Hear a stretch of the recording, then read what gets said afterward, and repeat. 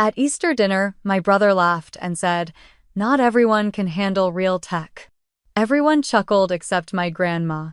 Then she dropped one sentence that changed everything. "Stay with me because this isn't just about ego or family drama, this is about reclaiming your worth when no one's listening." At 32, Lindsay Hayes had built a career most people would envy. She oversaw strategic acquisitions at one of the largest enterprise software companies in the Pacific Northwest, managed a high-performing team, and made decisions that moved millions of dollars. But if you asked her family what she did, they'd probably say something vague, something about marketing or business stuff, and then quickly pivot to talk about her younger brother Jake. Lindsay had never corrected them. Not really. Over time, it had simply become easier to stay quiet, to let them assume, to disappear behind the narrative that had always cast her as the supporting character in Jake's story. The Hayes family lived in a modest, well-kept home in the suburbs of Portland, where the lawn was trimmed just right and the neighbors waved politely on trash day. Richard, their father, had been an accountant for 30 years and still couldn't figure out how to reset the Wi-Fi router without calling Jake. Their mother, Claire, a high school English teacher, had long since surrendered any claim to technological literacy. For them, Jake was nothing short of a marvel, coding his own games by age 11, taking apart computers just to rebuild them better, winning science fairs before most kids figured out how to spell algorithm. Lindsay, in contrast, had been the organized one, the helpful daughter who kept the household calendar updated and made honor roll year after year without anyone really noticing. When Jake won a robotics competition, the family threw a party. When Lindsay was elected student body president, her mother said, "That's nice, dear," and went back to grading essays. From the outside, their family looked balanced, even warm. But for Lindsay, growing up with Jake was like orbiting a star that burned too bright. No matter what she achieved, it always seemed to pale in comparison. If she got an A, Jake got an A+ and built a model of the solar system in his spare time. If she won a debate, Jake casually mentioned he'd been invited to join a summer program at MIT. She used to think the comparisons would stop once they became adults. They didn't. The subtle, unspoken hierarchy remained. Even now, with her career soaring, Lindsay still felt like she was fighting for recognition in a family that had long ago decided who the star was. Her parents didn't mean harm, she knew. They weren't cruel, just conditioned. Conditioned to expect brilliance from Jake and responsibility from her. To them, it made perfect sense that Lindsay was stable and reliable while Jake was brilliant and visionary. Those were the roles they had silently assigned their children long ago, and roles, as Lindsay had learned, were hard to rewrite. The only person who had ever truly seen her outside those roles was her grandmother, Edna. At 78, Edna was a force of nature, sharp, curious, and fiercely independent. She'd been a mathematics professor in the 1970s, one of the few women in her field at the time, and she had never lost her edge. Unlike the rest of the family, Edna didn't fawn over Jake or dismiss Lindsay's work. She asked real questions. She listened. She saw. "You see systems, not just tasks," Edna once told her when Lindsay was still in college. "That's rare. Don't let anyone convince you that your gift is smaller just because it's quieter." It was a conversation that Lindsay often replayed on the hard days, the days when her work was ignored in family group texts, or when Jake bragged about his latest venture and no one asked what she'd been up to. Those days still came more often than she liked to admit. In college, Lindsay had chosen business not because she lacked ambition, but because she was drawn to strategy, to structure, to building solutions that worked beyond code. Yet even then, Jake's words lingered, so spreadsheets and presentations. Cool, I guess. Not everyone's cut out for real tech. She had smiled and swallowed the sting. Over time, Lindsay learned to turn that sting into fuel. She studied harder, worked longer, taught herself enough programming to hold her own in technical meetings, not to compete with Jake, but so no one could dismiss her as just another marketing girl. She became fluent in both languages, people and product, business and technology. And still she said nothing at family dinners. What would be the point? She knew how the story went. Jake was the innovator. Lindsay was the sister who kept things organized. It had become the family's favorite fable, retold year after year, with minor updates but the same ending.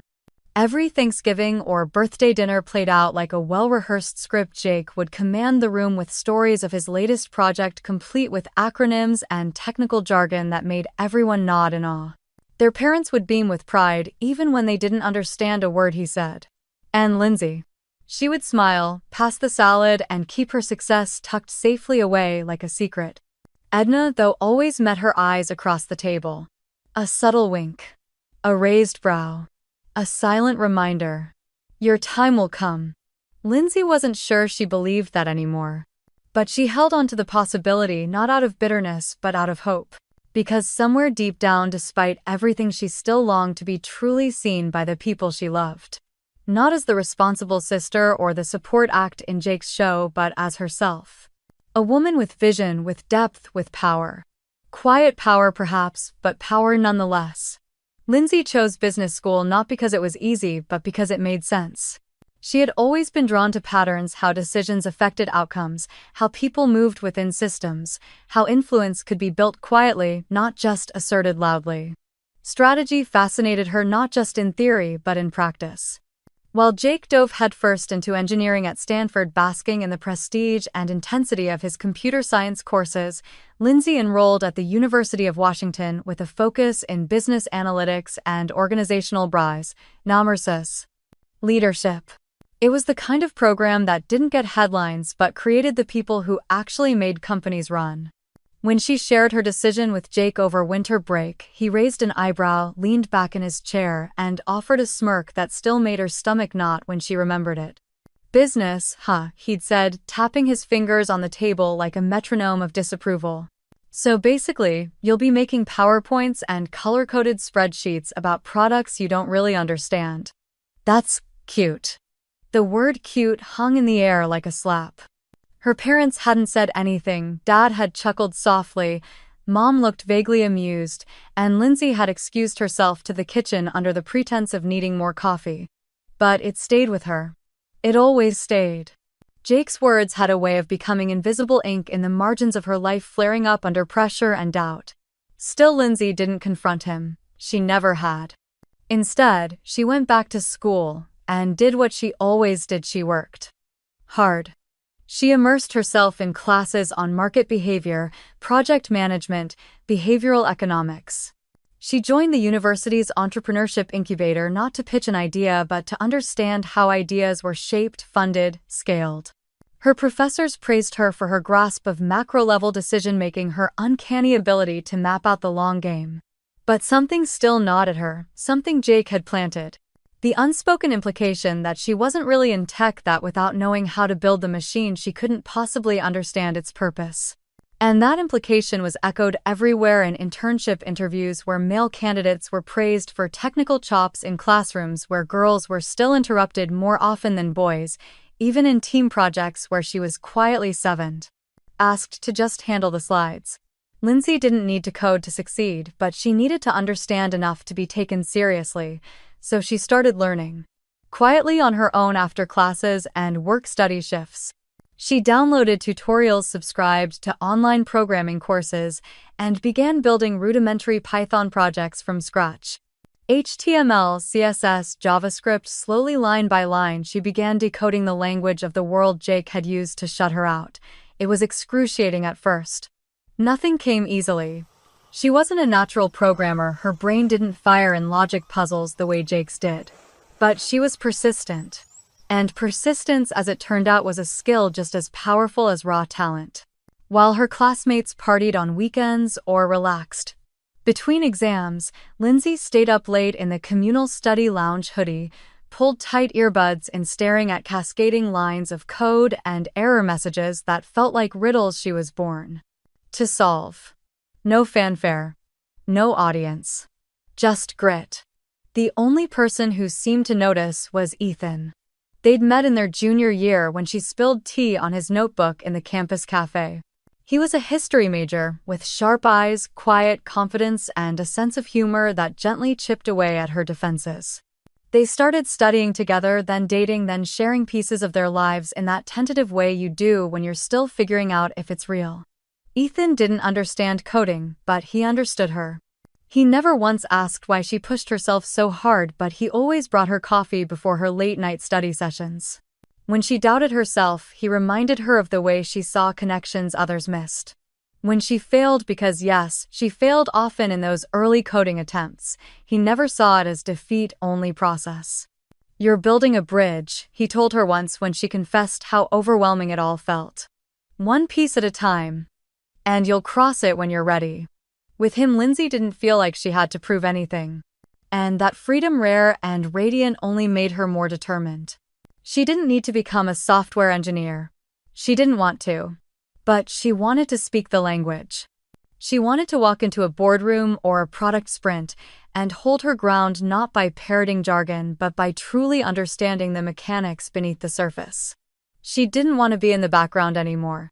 Not in her career, not in her family, not in her own life. It took her 2 years to reach the level where she could confidently sit in on technical meetings without feeling like an imposter. By the time she graduated, Lindsay had completed a capstone project that integrated user experience metrics with back-end data analytics, a hybrid approach that caught the attention of DigiPath, a growing B2B tech company in Seattle. She got the offer 2 weeks before graduation. It wasn't glamorous. The title was Modest Junior Marketing Associate and the pay was average. But it was a foot in the right door, one with product teams and developers and an environment where she could apply everything she'd taught herself. Jake didn't ask about the job. At the family barbecue that summer, he barely looked up from his phone when she mentioned her new role. "Marketing," he said. "Nice. Hope they let you design the swag bags." And again, Lindsay said nothing. Not because she had nothing to say, but because her words were meant for bigger rooms.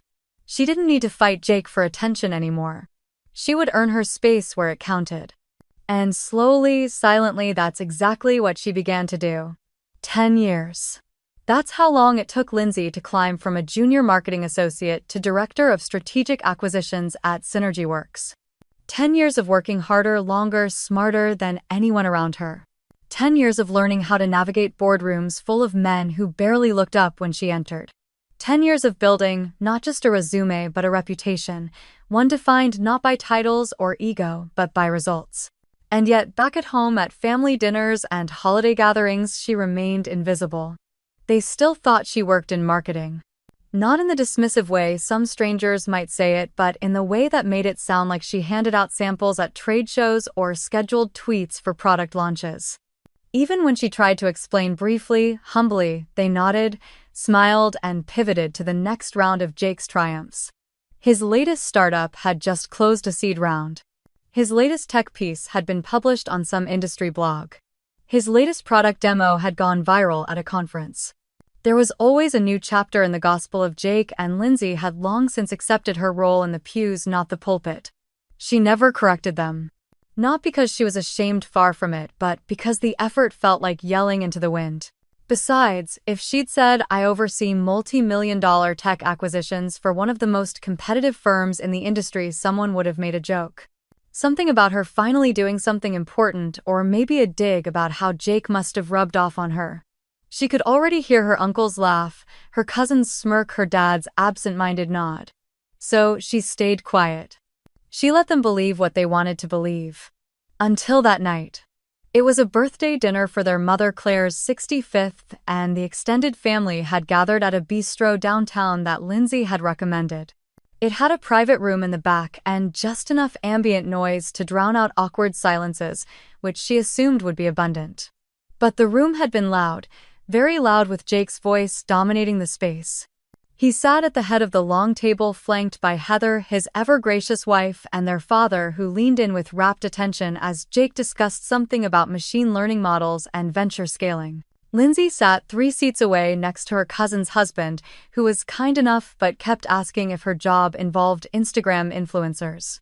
She smiled politely, corrected him twice, and then gave up. Her wine glass emptied faster than she'd intended. So Lindsay, Uncle Don eventually piped up, slapping his napkin on his knee. Still doing that marketing thing, she opened her mouth to answer, but Jake beat her to it. "Yeah," he said, not looking up from his plate, "she's at SynergyWorks. You know that big corporate place downtown? I think she leads like branding or something." Lindsay blinked. The room had gone just quiet enough to make the exchange audible. Her face flushed not with embarrassment but with something deeper. Something heavier. "Actually," she said carefully, "I'm Director of Strategic Acquisitions." "Oh," Jake teased, dragging the sound out like a teacher praising a toddler for saying astronaut. "Fancy." Someone laughed. It might have been Uncle Don. Or her cousin. Or no one.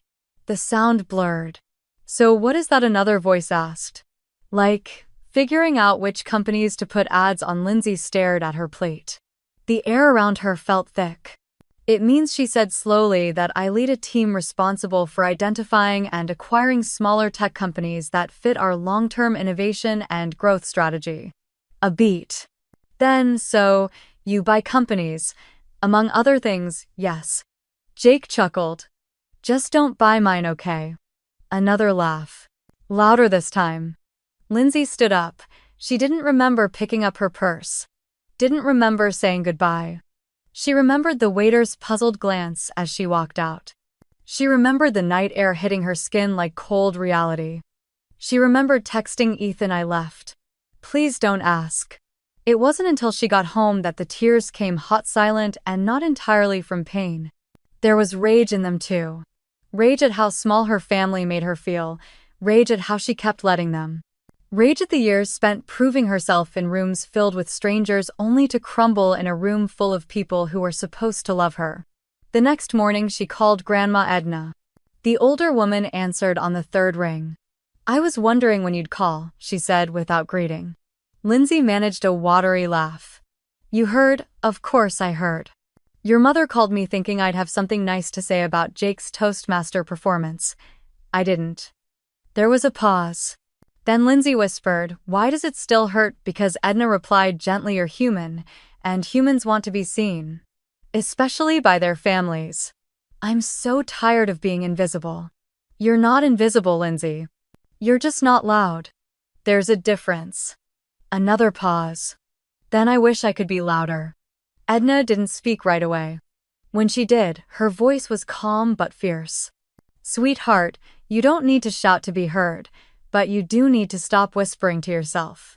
You've worked your way into a place of power earned, not given, and you keep acting like it's some kind of fluke. It's not.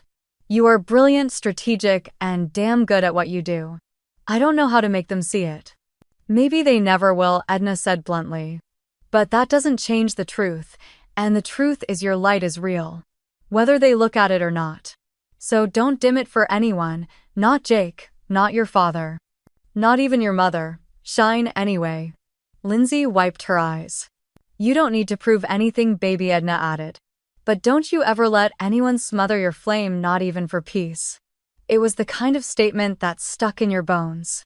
That lived in your chest long after the call ended. Lindsay didn't go to the next family brunch. She didn't explain. She didn't justify. She just got up the next morning and went to work, head high, back straight, heart still raw but steadier. Because for once she wasn't shrinking to fit their view of her. She was holding space for herself. It started like any other quarterly strategy meeting, coffee still too bitter, lights too bright, and the air sharp with ambition. Lindsay sat at the head of the conference table, surrounded by her team of analysts, market researchers, and financial strategists. As Director of Strategic Acquisitions, this was her battlefield. Not boardrooms full of noise and ego, but calm, methodical decision-making. No pitch decks, no grandstanding. Just data models and intuition sharpened by years of navigating uncertainty. Her assistant Parker slid a binder across the polished table. "This quarter's shortlist," he said. 15 emerging companies tiered by innovation, potential IP value, and synergy compatibility. We did a deeper dive into 6. Lindsay flipped open the binder without looking up. Her fingers moved automatically, scanning for the highlights: market position, tech differentiators, burn rate, team maturity, potential cultural fit. Her eyes halted halfway down the second page. "Neuralink?" she asked, voice tighter than she intended. "Yeah," Parker said, oblivious to the tremor in her tone. "Really promising tech. Advanced AI language mapping, edge processing models, early signs of enterprise application viability. But they're bleeding cash. Zero go-to-market strategy. might not last 6 months without intervention. Lindsay kept her face neutral. Her stomach, however, dropped like a stone. She stared at the name again. Neuralink. Founder Jake Hayes. It was surreal seeing her younger brother's company appear not as a boast at the family table, but as a line item on a spreadsheet marked high innovation risk. The analysis was clinical, detached, brutally honest. Lindsay didn't need to read the fine print to know it was accurate. She'd always known Jake was brilliant, but brilliance was not the same as leadership. It wasn't even the same as vision. Jake could build extraordinary things, but he had never shown the patience to scale them nor the humility to ask for help when his ambition outpaced his planning. She flipped through the report page by page, each paragraph cutting deeper than the last. Neuralink's product had potential. Its technical infrastructure was solid. The underlying AI model was actually impressive, even in comparison to other competitors in the same vertical. But everything else? A disaster.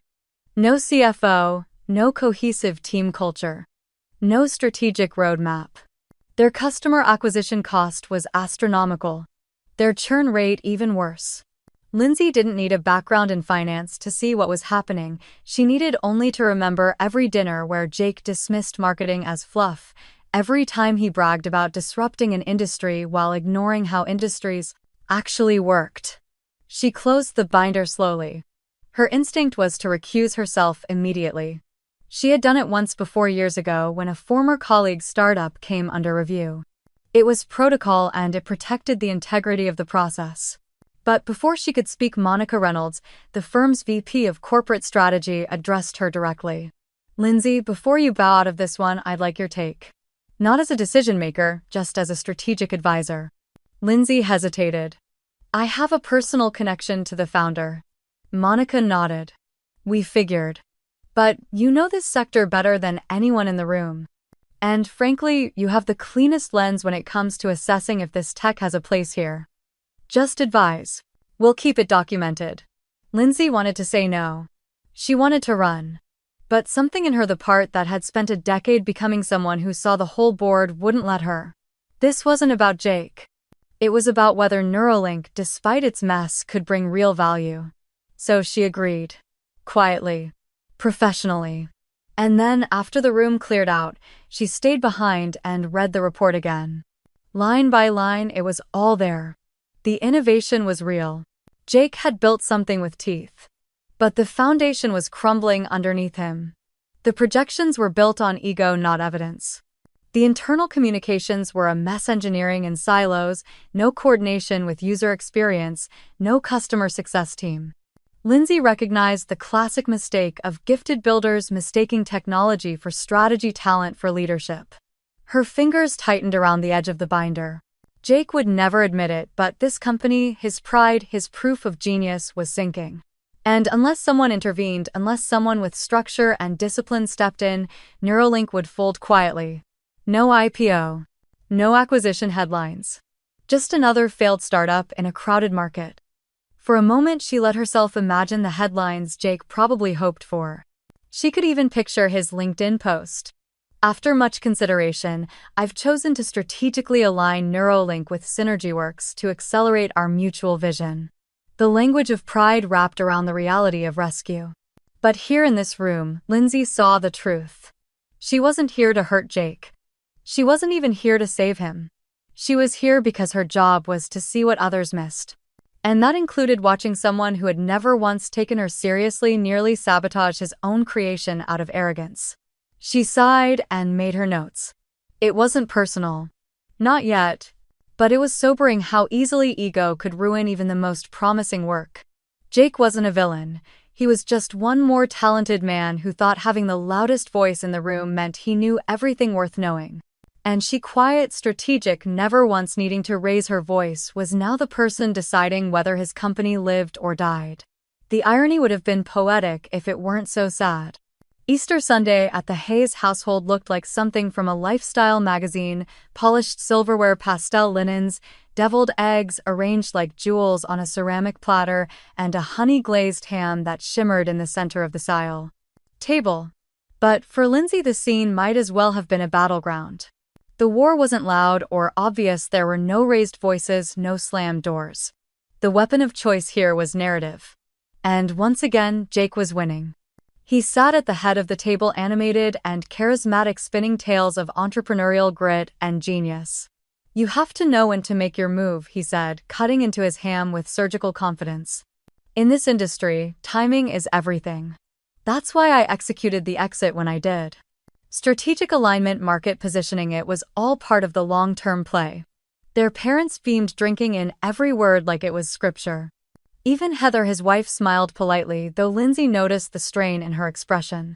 Ethan squeezed her hand gently under the table, his way of reminding her she didn't have to respond, not yet. Lindsay remained silent, calmly passing dishes and exchanging small talk with her aunt and cousin while Jake strutted through his performance. It was exactly what she had expected. He had turned the sale of Neuralink, an acquisition that had saved his company from collapse, into a masterpiece of self-mythology. In his version, he hadn't been rescued. He'd orchestrated it all. The tech visionary who'd gracefully transitioned out at the peak of success. Not a word about missed payrolls. Not a whisper about the burn rate that had sent red flags up across SynergyWorks dashboards. Not a mention of the fact that the company who'd acquired him, who had made sure his engineers kept their jobs, his IP found a future, and his own name stayed clean, was the same one Lindsay worked for. And had evaluated. And had quietly advocated to save. She said nothing. Until Edna, seated at the far end of the table with perfect posture and eyes that saw everything, gently tapped her glass. "You know," she said with a thoughtful lilt, "I was reading something about SynergyWorks last week. They've been making some very smart acquisitions lately. Including a little AI company, Neuralink, I believe. That's the one you founded, isn't it, Jake?" Jake's fork paused midair. He smiled, a tight, flickering thing. "Yes, Grandma," he said. "That's the one. Brilliant piece of tech. They were lucky to get it." Edna nodded slowly. "And Lindsay," she continued, turning her gaze with all the softness of a sunbeam and the weight of a judge. "Don't you work at SynergyWorks?" The room stilled. You could hear the clink of a water glass setting down at the far end of the table. Jake's head snapped toward her. "She's in marketing," he said quickly, dismissively, the familiar edge of condescension sliding into his voice. "Makes brochures and event plans. Good ones, I'm sure." A ripple of awkward laughter tried and failed to lift the tension. Lindsay set down her fork. Slowly, deliberately. "Actually," she said, her voice quiet but clear. "I'm Director of Strategic Acquisitions. My team led the evaluation of Neuralink before the deal went through." For a moment, no one moved. Jake stared at her, blinking. "No," he said flatly. "That's not possible. I would have known." "Would you?" she asked, folding her napkin. "You didn't even know what I did." "We never dealt with you directly," he said, scrambling, now defensive. "I worked with executives from my team," she finished for him. "I recused myself from negotiations due to conflict of interest. But I was the one who identified Neuralink as an acquisition target. I reviewed the initial reports, and I advised on the due diligence findings." Silence. Heather looked down. Their mother looked back and forth between her children, confused. Their father's brow furrowed, struggling to absorb the reality. Edna, bless her, simply sipped her tea. Jake shook his head, a bitter smile spreading. "So this is what this is about," he said. "You couldn't stand me getting credit for something, so you swooped in to take the win." "This isn't a competition," Lindsay replied. "This is reality. Your company was 3 months from insolvency. You had groundbreaking tech and no idea how to scale it. You needed structure, direction, and capital. SynergyWorks gave you all 3. You're unbelievable," Jake snapped. "You think reading a few spreadsheets makes you the hero. I think seeing the whole picture is my job," she said, her voice still even. "And you've spent your entire career mocking the parts you didn't understand. Marketing, strategy, operations. But those are the things that saved you." Jake stood abruptly. "This is ridiculous." "Sit down, Edna," said her voice, soft but commanding. Jake froze. He looked at his grandmother, startled. "Sit down," she repeated. And he did. Slowly. Reluctantly. "No one's here to humiliate you," she continued. "But it's time we stopped pretending that one kind of brilliance matters more than another. Your sister didn't embarrass you. She protected your legacy even when you didn't know it, and if you can't see that, then you don't deserve what she gave you." Jake said nothing. No one did. The tension hung heavy, but something had shifted. The truth was in the open now. Not shouted, but standing tall nonetheless. Lindsay reached for her water. Her hands didn't tremble. For once, she didn't feel like she was fighting for oxygen in a room too full of Jake's voice. She had said what mattered, and that finally was enough. The front door slammed with a finality that shook the entire table. Jake was gone. No parting shot, no dramatic apology. Just the echo of his anger trailing into the quiet suburbs. For a few seconds, no one moved. The air had become thick with the weight of truths finally spoken, the fragile scaffolding of family illusion crumbling into silence. Edna looked down at her teacup. Lindsay stared at the last untouched slice of ham on her plate. Her mother twisted her cloth napkin between her fingers. Her father looked stunned, like he was watching a storm he hadn't seen coming, even though the sky had been rumbling for years. It was Heather who finally broke the silence. "I think maybe he needed to hear it," she said softly, her voice trembling. All eyes turned to her. Heather, who had smiled through every dinner, nodded through every one of Jake's monologues. Heather, who rarely spoke unless it was to gently steer a conversation or soothe someone else's discomfort. She took a deep breath, then looked straight at Lindsay. "You saved us," she said. "You saved him. And he's too proud to say it, but I'm not." The words struck Lindsay like a quiet wave, unexpected, steady, and warm. Neuralink was drowning. Heather continued, her voice barely above a whisper now. "We were 3 missed payrolls away from collapse. Jake didn't want to admit it, but he couldn't sleep. We took a second mortgage on the house. I offered to sell my car, and he wouldn't even talk about it. He just kept saying the next funding round would solve everything." She paused. When the offer from SynergyWorks came through, it was like someone opened a window in a burning room. We could breathe again. Lindsay sat motionless, stunned. She had known the company was in trouble, had read the data, the financials, the trend lines. But hearing it aloud, not from an analyst or a spreadsheet, but from the woman who had lived it, sacrificed for it, made it real in a different way. She didn't know what to say, so she simply nodded, her throat tightening. Heather turned to Lindsay's parents. "I know Jake can be," she hesitated, "loud and self-assured and hard to reach, but he's not a bad man. He just has trouble when things don't go according to the story he tells himself." And in his story, he was always the one leading the charge. The genius. The provider. Losing control, needing help felt like failure to him. She paused again. But Lindsay. She didn't just help, she made sure he didn't fall apart in front of everyone. She protected him. Her voice broke on that last word. Their mother looked stricken. Her eyes darted between Heather and Lindsay like someone watching a film but only just now realizing who the main character was. "Sweetheart," she said softly to Lindsay, "why didn't you ever tell us?" Her voice was full of a kind of quiet grief, not just for what had happened tonight but for all the years before it. Lindsay breathed in slowly. "Because you never asked," she said, not with bitterness but with a clarity that was almost gentle. "I tried once or twice, but Jake was always the star of the conversation. And after a while I just stopped trying to compete." "But we didn't mean to overlook," your father said, brows furrowed. "We just assumed. You assumed that because I wasn't loud I wasn't doing anything worth noticing." Lindsay replied. "That because I didn't brag or make a scene I must be fine in the background." Her mother looked down. "I'm so sorry," she said. "I think we just got used to Jake being the one who needed the spotlight. And we didn't realize how much we were missing." "It's okay," Lindsay said, though the words felt both true and not true at the same time.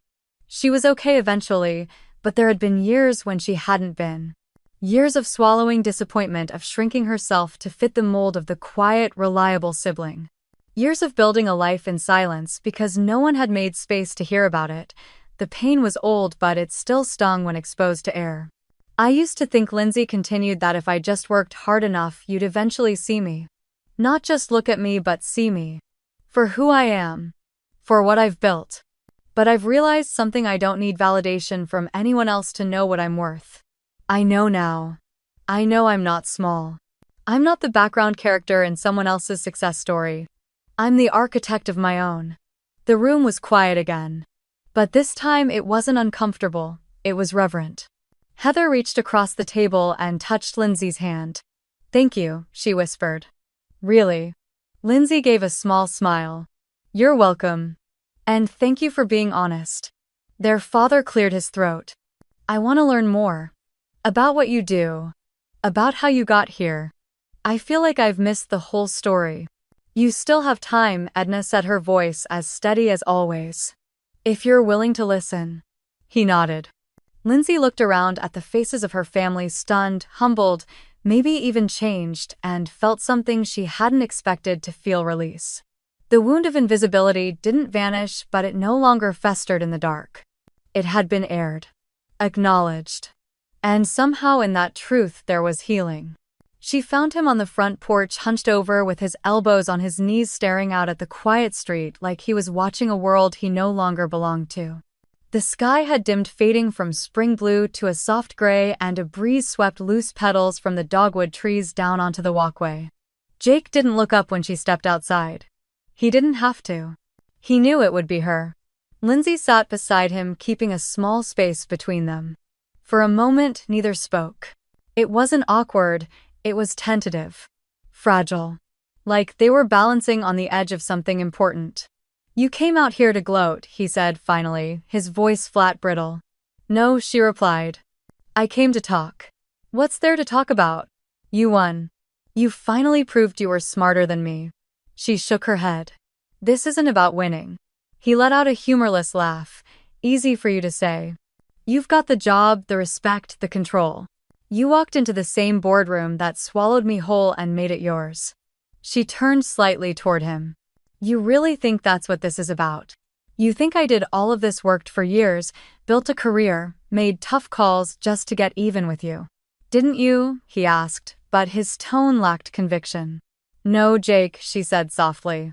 "I didn't do it because of you. I did it in spite of you." The words hung in the air. Not cruel. Just true. He looked down at his hands, fingers threaded together like he was holding something that might break. "I don't know who I am if I'm not the genius," he said finally. "That was the only thing I ever had. The only thing anyone ever noticed." Lindsay's chest tightened, not with anger, with something closer to grief. She had spent so many years resenting him, building walls to protect herself from his dismissiveness, his arrogance. But now here he was, cracked open, raw, and disarmed in a way she had never seen. "You don't have to be the genius to be worthy, Jake," she said.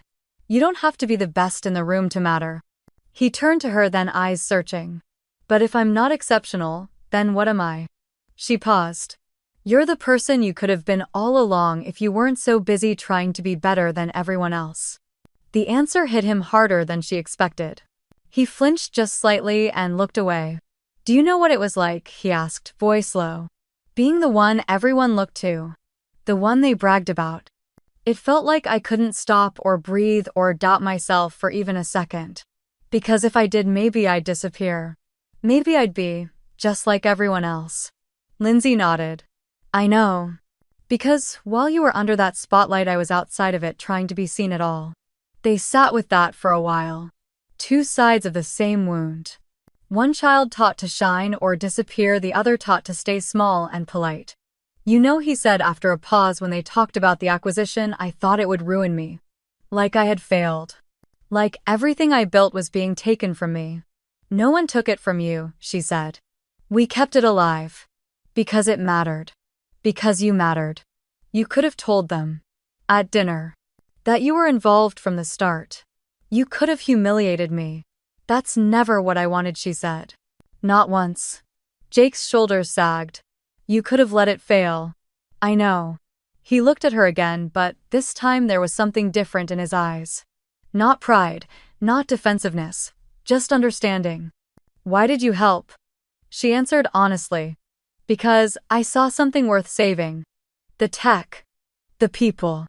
Even you. Jake. Especially you." Silence stretched again.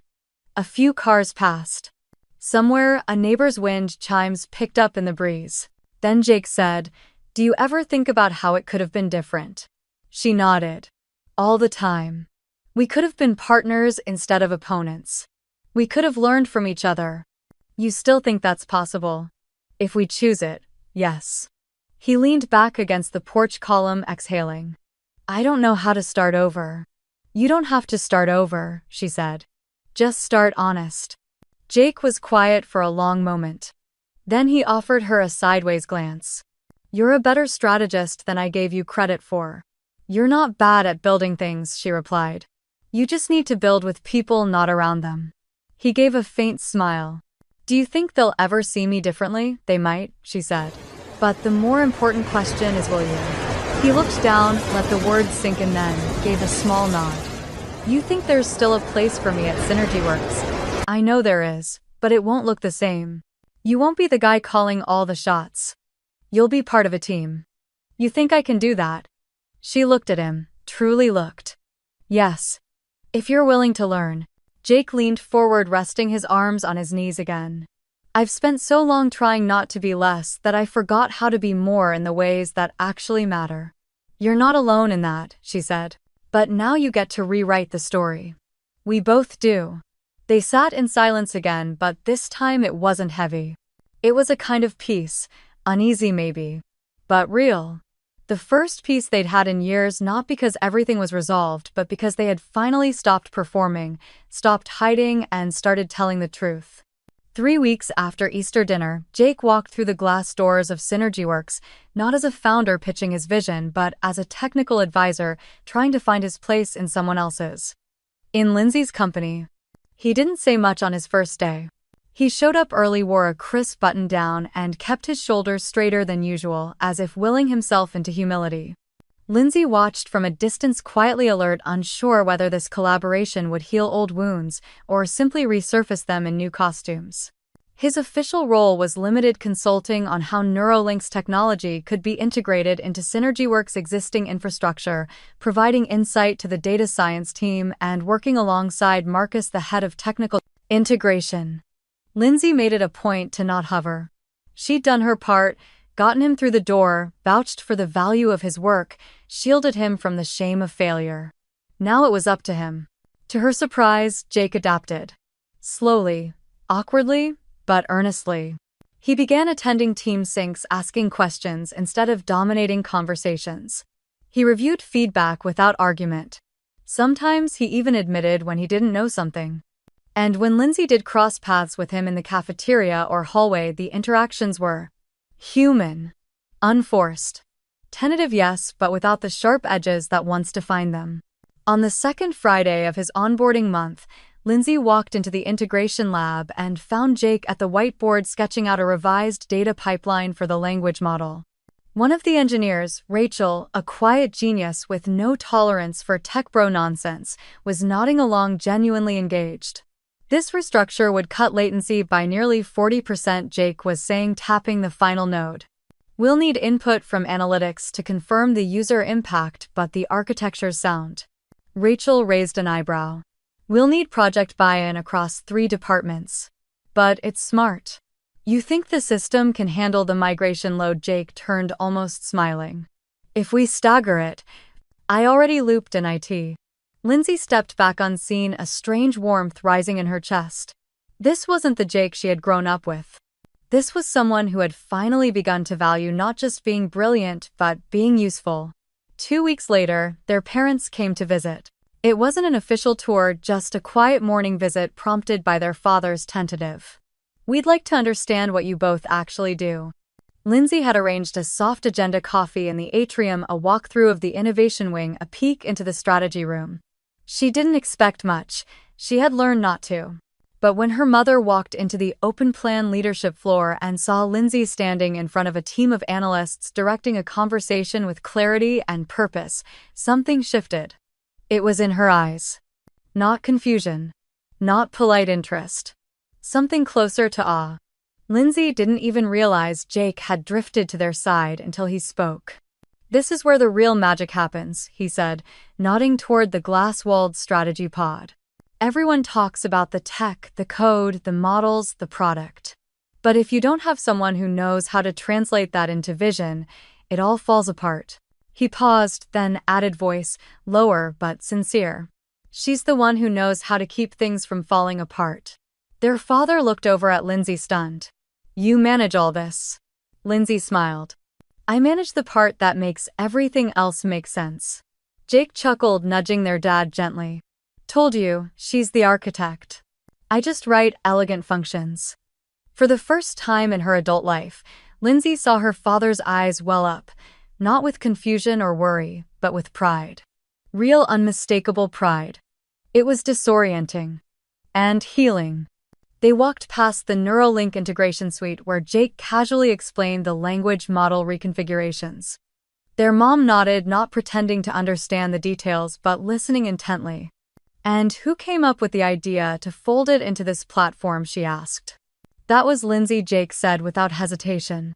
She identified the value before anyone else did. He said it without irony. Without qualifiers. Just truth. Later that afternoon, as they sat on a quiet bench near the company garden, an odd little nook with succulents and steel sculptures, Jake looked over at her. You know, he said, I used to think the hardest thing was getting people to notice you. But I think the real work is making yourself worthy of being noticed. She tilted her head. You were always worthy, Jake. You just thought you had to perform for it. He exhaled. And you were always performing less so I could shine brighter. She looked out at the garden path winding around the trees. Maybe. But that's over now. Yeah, he said. It is. That evening, as she stood in her office looking down at the cityscape, Lindsay allowed herself a quiet smile. Not a victorious one, not a smug one. But the kind of smile you give yourself when years of invisible labor, emotional, professional, internal, finally start to reshape the world around you. She had not sought revenge. She had offered understanding. And in return, she'd been seen. Not just by Jake, but by everyone who once overlooked her light. The invitation arrived on a pale blue card handwritten in her mother's careful cursive dinner at home. Just us. To celebrate you both. Lindsay read it twice, not because she didn't understand, but because it didn't feel real. There had never been a dinner for her. Not one that didn't also include Jake's awards, Jake's launches, Jake's latest genius endeavor. But here it was. A quiet offering. An olive branch in ink. The dining room looked different that evening.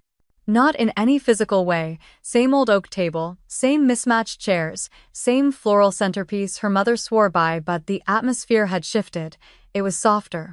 More intentional. There was no centerpiece of tension, no silent competition hiding under the roasted chicken and mashed potatoes. Just families slightly nervous trying their best. Jake helped their father set the plates.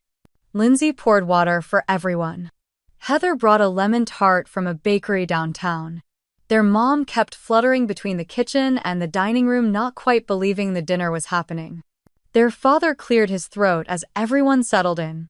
We just wanted to say something, he began awkwardly but sincerely. For a long time, I think we let old habits decide how this family saw itself. And we missed a lot because of it. Their mother reached for Lindsay's hand. We're proud of you. Both of you. In different ways. For different reasons. And we're sorry it took us this long to say it. Jake nodded. She's right, he said, glancing at Lindsay. You've always been the one holding things together even when we didn't notice. The words settled on her shoulders like a shawl, warm, surprising, gently earned. Then, as if on cue, Edna lifted her teacup and spoke in that precise, calm voice that had always sliced through the noise without raising its volume. People often celebrate those who dream big, she said, but they forget that dreams like buildings collapse without foundation. It takes someone steady, someone quiet, someone with vision not just to dream but to build. She turned toward Lindsay and Jake. Jake, she said, you have fire. That's never been in doubt. But Lindsay, her eyes softened, you're the one who kept the flame from burning the house down. The room went still. Edna smiled. The world needs both kinds. But one must never forget the other. Jake lowered his head slightly, thoughtful. No defensiveness. Just respect. Lindsay reached into her bag and pulled out a small envelope. She passed it across the table to Edna. "I wanted to give you this," she said. "It's long overdue." Edna opened it gently. Inside was a photograph faded slightly at the edges. It was from years ago, a little girl with oversized glasses sitting at a cluttered dining table next to an older woman with a math textbook open between them. The girl's hand gripped a pencil. The woman's hand rested gently over hers. Both were smiling. Edna's eyes shimmered. "You were the first person who ever saw me," Lindsay said, her voice trembling just a little. "Not for what I could do for others. Not for how I made life easier by staying quiet, but for what I was. You gave me language when I didn't have it. You believed in the part of me I hadn't even discovered yet. I would have disappeared without you." She paused, her voice catching. "Thank you for keeping me visible." Edna reached across the table and placed her hand over Lindsay's nines. "You were never invisible, sweetheart," she said. "The world just had its eyes closed." Heather wiped a tear from the corner of her eye. Lindsay's mother let out a soft, shaky breath. Her father reached for the wine bottle but then seemed to forget why his gaze fixed on the photo. After dessert, Jake wandered into the living room and returned with a dusty old photo album. "Remember this?" he asked, flipping it open. Inside were snapshots of birthday parties, school concerts, half-finished science projects on kitchen counters. But as they turned the pages together, something unexpected happened. They laughed. Really laughed. Not the tense, polite kind that covered discomfort, but the kind that came from mutual memory and time softening the sharp edges of old hurt. Lindsay pointed to a picture of Jake dressed as a robot made of cereal boxes and aluminum foil. "God, you really thought that was going to get you into space." "It almost did," he smirked. "NASA just wasn't ready." The evening drifted into night. As they all stood to leave, Edna lingered in the hallway with Lindsay, her hand resting lightly on her arm. "Tonight felt different," she said quietly. "Like the family finally found its new shape." Lindsay nodded. "It's still forming. But yes." Edna leaned in, whispered gently. "You didn't just build your own light, darling. You helped others find theirs." Lindsay's throat tightened again, and all she could do was hug the woman who had seen her first and best. That night alone in her apartment, Lindsay placed the same photo of her and Edna on her desk. She looked around at the pieces of her life, now visible photos of her team, a framed article from a tech journal naming her one of the most influential women in enterprise innovation, a thank you note from one of her mentees. She had once believed that success meant being louder, more dramatic, more like Jake, but she had forged another way. A quieter way. A way that didn't shout but still resonated. And now finally they were listening. The ballroom buzzed with a low current of anticipation. It was the annual Tech and Strategy Futures Conference, an event that drew founders, analysts, investors, and curious journalists from across the country. But this year's program had a twist, a closing talk titled "Beyond the Binary Innovation Business and the Family Factor." The speakers, Jake and Lindsay. Lindsay had hesitated when first approached. The idea of standing on stage next to her brother, talking not just about industry but about their history, felt exposed. Risky. But Jake had been the first to say yes. "If we're going to talk about systems and strategy," he told her, "we should talk about the systems inside families too. The ones we never question." That was how they ended up standing together under the glow of the auditorium lights, wearing twin clip mics as their faces appeared on a pair of massive screens behind them. Jake opened with a joke. Something about failing his first pitch to a room full of VCs but somehow managing to impress his sister, a much harder sell. The crowd chuckled and the ice cracked. Lindsay followed with a story not about code or KPIs but about the first time she sat through a family dinner and realized her voice wasn't missing, it had been ignored. And what it took to stop shrinking herself to fit old expectations. They spoke not just about tech but about trust. Not just about business models but about bias, the kind that shows up in families and boardrooms, in how we define leadership. Jake admitted candidly that the best thing that ever happened to his company was being told you don't know everything. Lindsay shared how strategic empathy, the ability to read not just numbers but people, had shaped every deal she'd made. When they finished, the audience rose to their feet. Not for the data, not for the industry insights, but because they had told the truth and done it together. After the panel, a young woman approached Lindsay in the hallway. She looked maybe 25 with a startup badge clipped to her blazer and eyes full of something familiar, hunger and hesitation. "I just wanted to say," she began nervously, "thank you for showing that there's more than one way to lead. That you don't have to be the loudest person in the room." Lindsay smiled. "You just have to know when to speak. And what matters enough to say." The woman nodded, and Lindsay watched her walk away lighter, maybe as if something had just been granted permission to grow. Later that evening, back in her apartment, Lindsay kicked off her heels and stood in front of the hallway mirror. The same mirror she had passed 1,000 times. But tonight it reflected something new. She saw a woman who no longer edited herself before she spoke. Who didn't ask for space, she took it with grace. Her reflection stood straight, unburdened. No longer the quiet sister or the support act. Just Lindsay. Whole. Visible. Enough. She thought about Jake, about how far he'd come.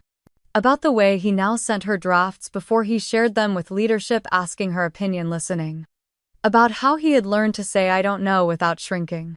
About how their parents had started asking real questions at dinner. And about how Edna, when they called her that morning, had simply said, "I knew you two would get here." The long road always reveals the best view. On her desk was a framed version of the old photo, the one of her and Edna at the dining table. Next to it, a newer picture, Jake and Lindsay on stage, laughing under the spotlight.